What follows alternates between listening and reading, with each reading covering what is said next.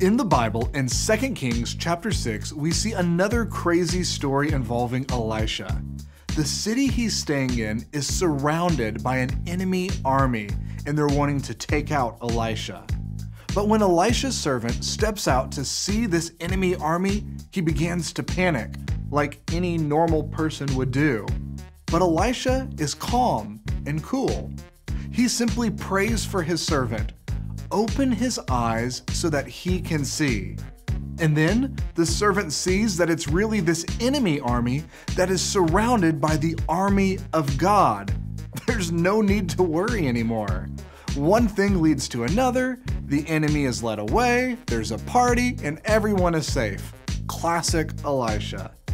But what's going on here? What's going on with this prayer for the eyes to be open? And what's going on with seeing these angels ready for battle?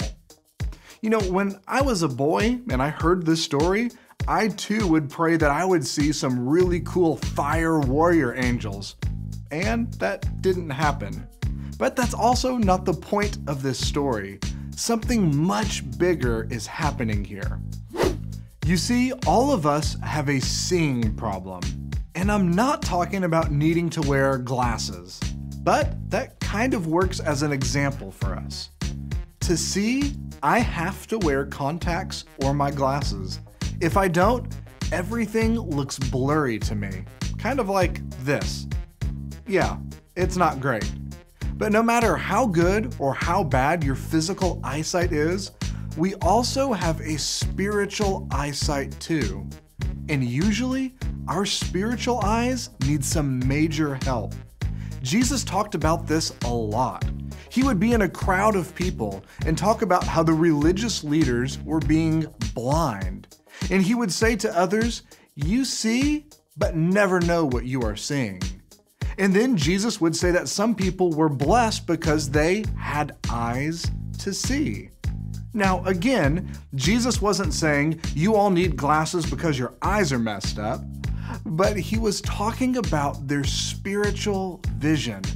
They needed to see something that was impossible for them to see on their own. We have all sorts of amazing machines that help us see things that we could never see on our own. We have night vision goggles that allow people to see even when it's totally dark outside. If you had a pair of these goggles, then you would never stub your toe in the dark again. And then we have infrared goggles that allow us to see the heat coming off of something or someone. It can make you look like you're on fire or glowing these crazy colors. Isn't that awesome? We even have X-rays that allow us to see inside of a person. Think for a moment about how amazing that is, being able to see inside. Whoa.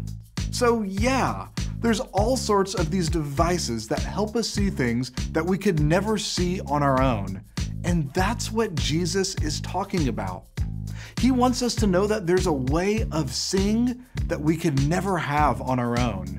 Jesus wants us to know that there's so much more happening all around us that our normal eyes will never be able to see. And even better news, we don't have to have some type of strange goggles to help us see this way. Ever wondered just how exactly God sees things? Introducing the Godgles! This revolutionary, never-before-seen device allows you to see how God sees. Get yours today for the low price of $77.77. The Godgles are not guaranteed to work. Please consult your doctor before using this product. They cause skin irritation, hot dog fingers, sudden and complete pizza face, memory loss, bee's knees, uncontrollable dance breaks, inability to dance, temporary tooth loss, or blindness. Order yours today! Yeah, those aren't real.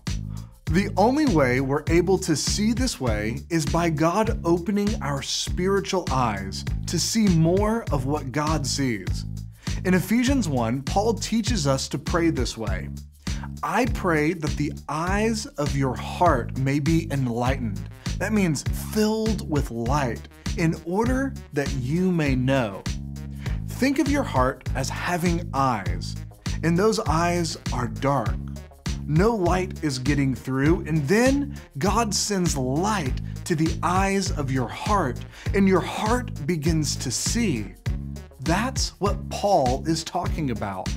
That's what happens when the eyes of your heart, your spiritual eyes, are opened. You start to know. You begin to see, to know, like Elisha's servant, that God is all around you. Even though your natural eyes can't see him, or you might feel like he is far away, you can know that he is close to you. You can know that God is doing way more than you think he's doing. You can know that God loves you like crazy. You can know that he wants the best for you. And more than anything, he wants you in his family. The cross of Jesus seems crazy to lots of people whose spiritual eyes aren't yet opened. But when God opens the eyes of their heart, you begin to see the cross of Jesus. You begin to see that his resurrection is real and powerful and beautiful, and that it's for you. That's the start of the eyes of your heart being opened, to see what Jesus has done for you. And after you see this, you know this, then we can pray that God continues to open the eyes of our hearts to see this life more of the way that he sees it. And it allows our trust in him to grow so that every day I can trust Jesus.